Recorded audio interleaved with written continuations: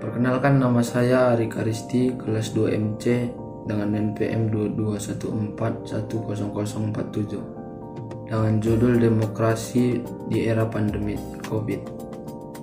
Terbelakang, demokrasi sendiri merupakan sistem pemerintahan dari rakyat untuk rakyat dan oleh rakyat, di mana setiap orang dapat mengambil bagian perihal keputusan yang mempengaruhi kehidupannya dalam bernegara.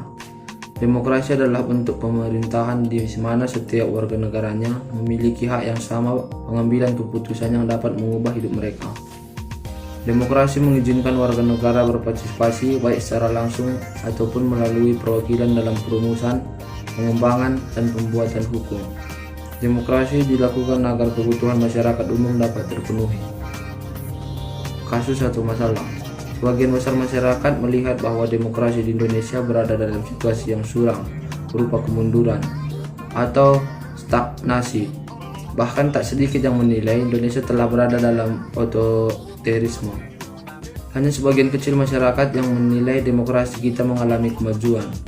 Secara keseluruhan, ada 31 permasalahan yang menandai kemunduran demokrasi di Indonesia. Pembahasan. Demokrasi sendiri merupakan sistem pemerintahan dari rakyat untuk rakyat dan oleh rakyat, di mana setiap orang dapat mengambil bagian perihal keputusan yang akan mempengaruhi kehidupannya dalam bernegara. Demokrasi adalah bentuk pemerintahan di mana setiap warga negaranya memiliki hak yang sama pengambilan keputusan yang dapat mengubah hidup mereka.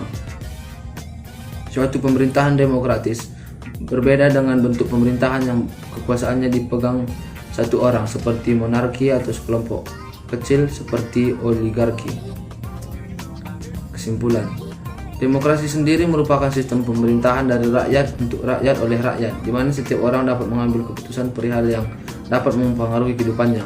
Demokrasi adalah bentuk pemerintahan di mana setiap warga negaranya memiliki hak yang sama pengambilan keputusan yang mengubah hidup mereka. Faktor yang mempengaruhi membatasi demokrasi masih diperdebatkan. Banyak hal termasuk ekonomi, budaya, dan sejarah yang dianggap mempengaruhi demokratisasi.